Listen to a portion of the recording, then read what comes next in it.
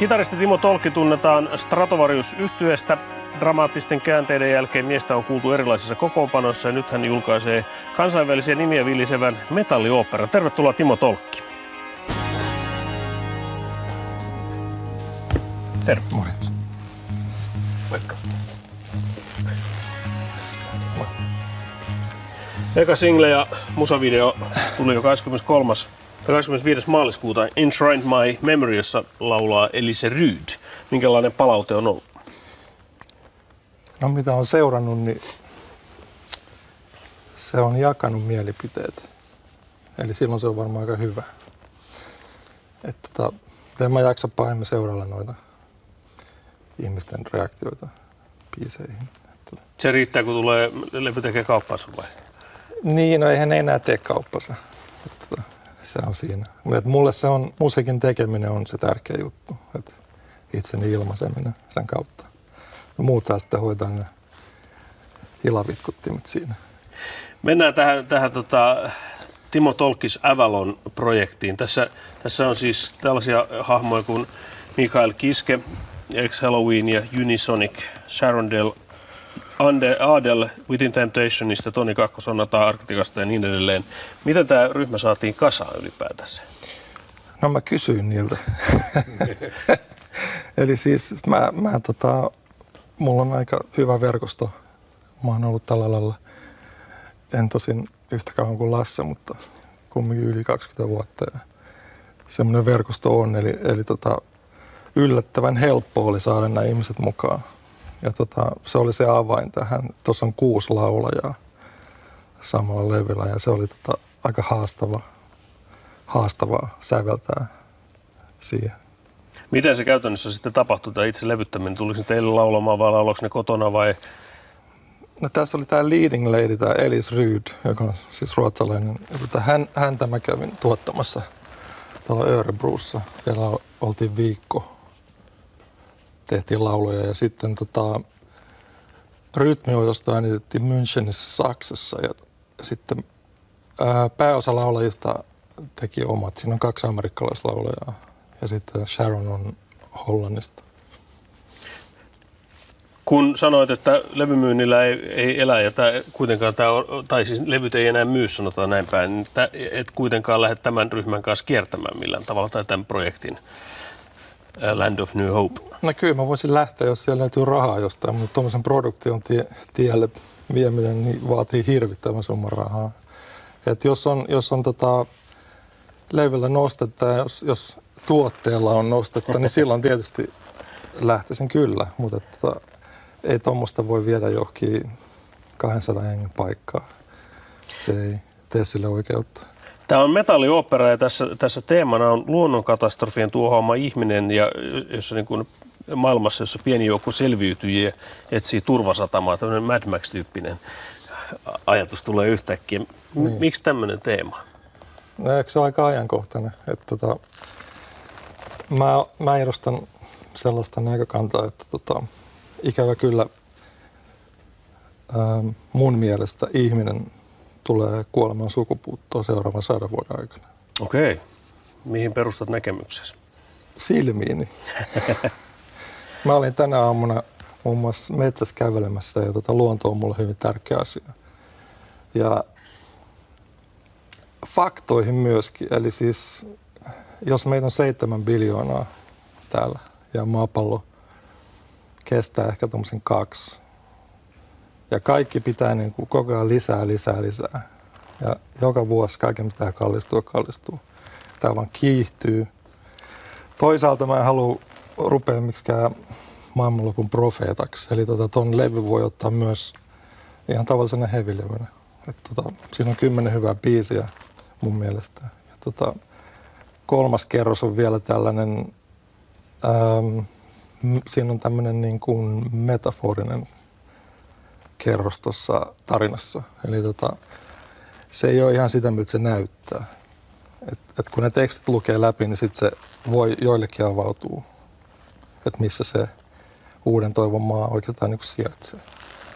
Sä oot Stratovariuksen aikana myynyt siis noin 2 miljoonaa levyä, tai siis levyillä, levyillä jolla olit mukana.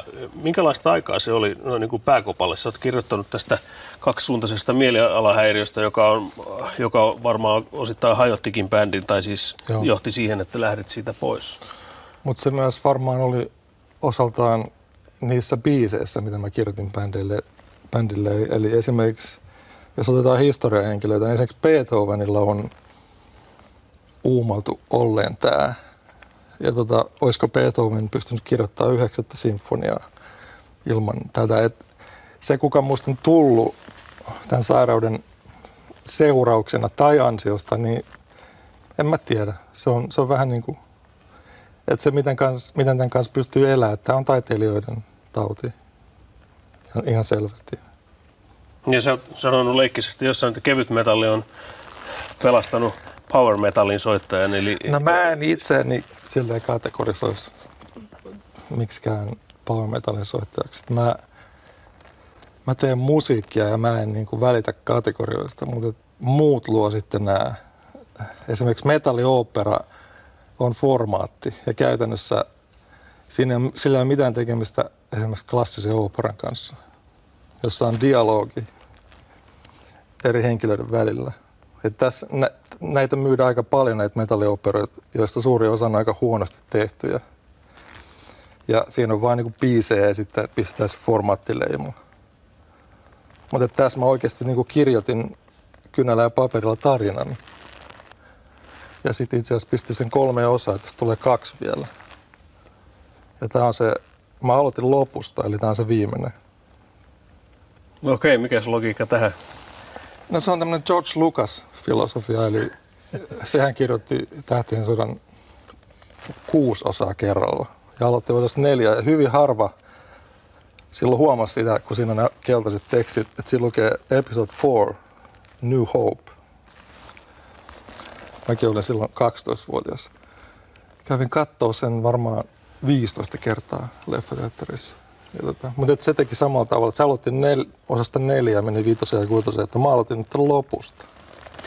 Me tehdään mekin tämmöinen aikahyppy nyt ja katsotaan, me kuunnellaan vähän teidän soittoa vuodelta 1996. Tässä studiossa äänitetään. Ja tässä on Timo Tolkki, Stratovarius-yhtyeen Sydän ja Keuhkot ja Haima ja Perna ja isoisä ja äiti ja mummo ja kaikki yhteensä. Terve! Ja perse. Menitte sitten tekemään Suomen pop-historian kalliimman äänitteen. Tämmöisen inspiraation sitten saitte, että mistäs ja... No ei se nyt mikään meriitti ole, mutta emme siellä huvikseen oltu, että 3 kuukautta siinä meni, että me tarvittiin koko se aika. Ihan oikeasti, te olette nyt siirtynyt aikamoisesti eri kaliberiin suomalaisten vientiyritysten joukossa, koska te olette saanut hirvittävät määrät rahaa teidän levyyhtiöllä toteuttaa ihan sitä, mitä te haluatte. Ja puhutaan tiedotteessa, että nyt kun edellinen levy myi mahtimääriä kansainvälisesti, niin nyt pitäisi 100 000 myydyn levyn raja mennä jo rikki.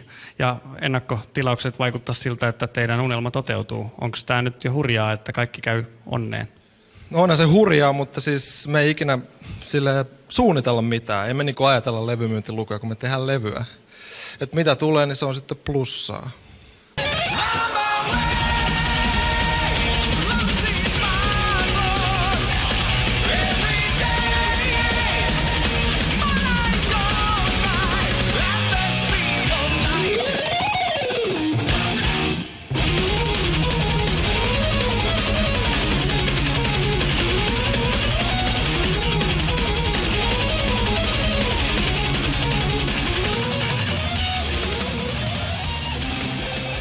Miltä tuntui katsoa 96 tehtyä musiikkia? No ensinnäkin tuo oli playback, sen mä muistan. Se oli tosiaan tuossa takana tehtiin ja kyllä se poika jotain siinä selittää. Onhan tuosta 17 vuotta aikaa. Siitä on niin kauan aikaa ja bändi on sitten nähnyt monta erilaista kokoonpanoa. Vieläkö Stratovarius ottaa sut riveihinsä jonain päivänä? Jaa. Ei se ole poissuljettu mahdollisuus ainakaan mun puolelta. Mutta tuommoinen maailmankiertue, se on niin iso ja raskas. Jos me keikkailtiin aikoinaan siis 200 keikkaa vuodessa ympäri maapalloa. Ja tuolla oli niinku, se on niin raskasta puuhaa, että me tehtiin sitä se 7 vuotta. Et ennen kuin mutsaa sinne, niin kyllä se pitää olla aika hyvin järjestetty, että mä tuolta Jollaksesta lähden sinne. Kyllä mä mieluummin istun siellä merenrannassa ja katselen lokkeja. No, kun on paljon tehnyt, niin sen ymmärtää, mutta sitten sä perustit kuitenkin tämän Stratovariuksen lähdön jälkeen, siis The Revolution Renaissance, Joo. joka teki siis 3 levyä, eikö niin? Ja siitä nousi meteli, että sä et ole itse soittanut kitaraosuuksia 2 viimeiselle levylle. Joko tämä asia on nyt käsitelty loppuun? No mun osalta sitä ei ole koskaan edes aloitettu, mutta niinku mediassahan otetaan esille mitä tahansa, että kyllä musta voidaan vetää millaisia otsikoita vaan. No soititko sä itse vai etkö soittanut? Soitin tietysti, mä oon 40 vuotta soittanut kitaraa. Et siis toi oli semmoinen juttu, mitä kukaan ei ole vielä keksinyt väittää. Et se oli siinä mielessä aika kitsch, mutta niinku heavissään on hyvin tärkeää se, että on nopea ja laulaa mahdollisimman korkealta ja kaikki on niinku tällä tavalla. Se on vähän niin kuin urheilua. Se ei ole mulle koskaan edustanut sitä. Mä en ole koskaan ajatellut silleen. Mulle se on ollut ilmaisua. Jota sä opetat nykyään itsekin, eikö niin? Eli siis kitarasoittoa. En mä nyt enää opeta. Mä tuossa välillä vähän opetin. Nyt Minkä takia opetushommat ei maistunut? Mä aikoinaan ne opetin aika paljon, mutta siis mä oon aika radikaali tässä. Mun mielestä soittamista ei voi opettaa. Okei, onko Lasse samaa mieltä? Kyllä. Mistä se soittaminen sitten lähtee? Se täytyy olla sisäsyntyinen, se täytyy tulla endogeenisesti jotensakin ulos. No, mitä teet seuraavaksi? No, mä teen seuraavan oopperan, eli joko sen ensimmäisen tai toisen osan. Ja sitten mä mietin tässä, että mitä mä tekisin loppuikäni. Okei.